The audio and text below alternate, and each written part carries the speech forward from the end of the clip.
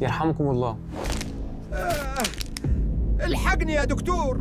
مالك يا حاج عظم؟ انا ضلعي اتكسر من العطسه. ودي مش مجرد عطسه، دي هشاشه عظام. عظمك بقى عامل زي البسكوت، خفيف وفاضي واي خبطه ممكن تكسره. هو مين اللي بياكل فيا من جوه يا دكتور؟ يا حاج عظمه في حرب شغاله جواك وانت مش دريان. انت بس تشرب لك بيبسي ومكبر دماغك.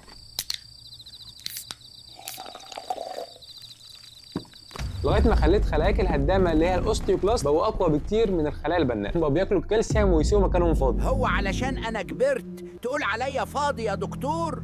عيب عليك والله. لا يا عم الحاج انا مش قصدي. تعالى بس اوريك الفرق بين العظم السليم اللي بيتقال عليه حديد تسليح وعظمك اللي بقى مفرغ ومليان خرام وعامل زي الجبنه السويسري. يعني لو وقعت مش هقوم تاني؟ للاسف كسر الحوض في سن الكبير ممكن تكون بدايه النهايه. قعده السرير والمضاعفات اللي هتجيلك هتخلص عليك. يعني هترميني بعد ما شلتك العمر ده كله؟ لا يا حبيبي ما تقلقش، الحل عندك. هتاخد كالسيوم وفيتامين دي وهتبدا تشيل حديد عشان تحط ضغط على العظم وتجبره انه ينشف من تاني. يا دكتور العظمه كبرت وما عدتش قادر اشيل حاجه، ده انا بشيل نفسي بالعافيه. لا لا لا انت هتدعي يا حاج عظم.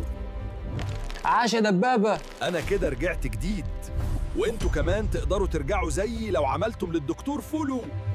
اسمعوا كلامه بقى وما تستنوش لغايه ما تتكسروا، وابداوا اعملوا من دلوقتي فحص كثافه العظام اللي هو الديكسا سكان، واعملوا شير لاعز الناس ليكم.